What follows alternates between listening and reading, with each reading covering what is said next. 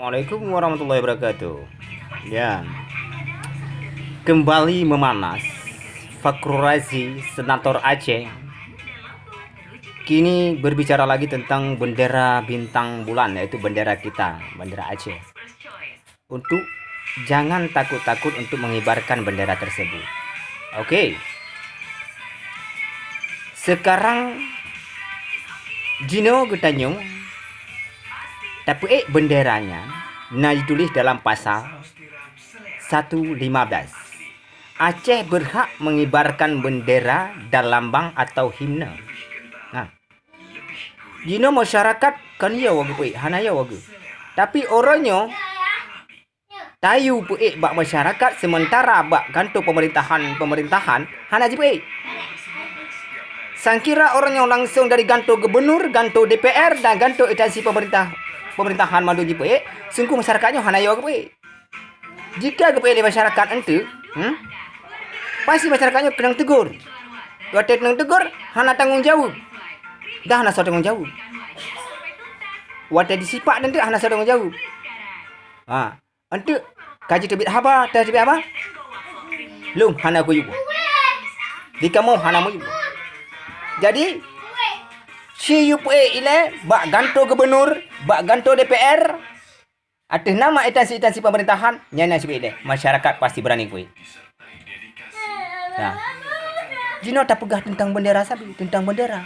Sedangkan bak ganto DPR dan bak ganto gubernur haji UPE. Pakan hana nyali.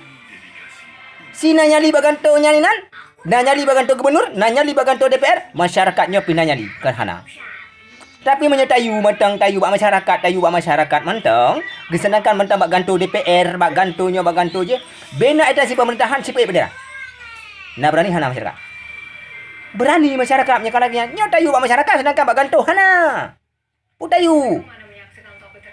Orangnya nanti tulis yang bawa dalam pasal 115 bendera dan lambang atau himne Aceh berkibar.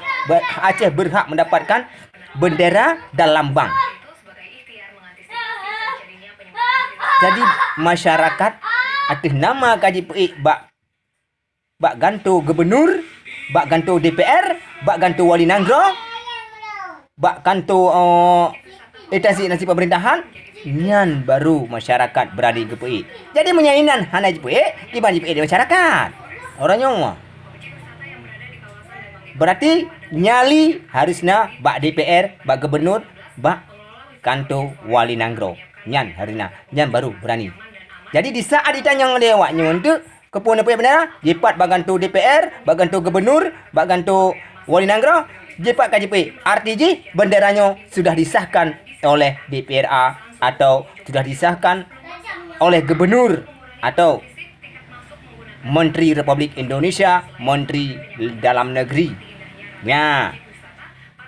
Atau kasihkan.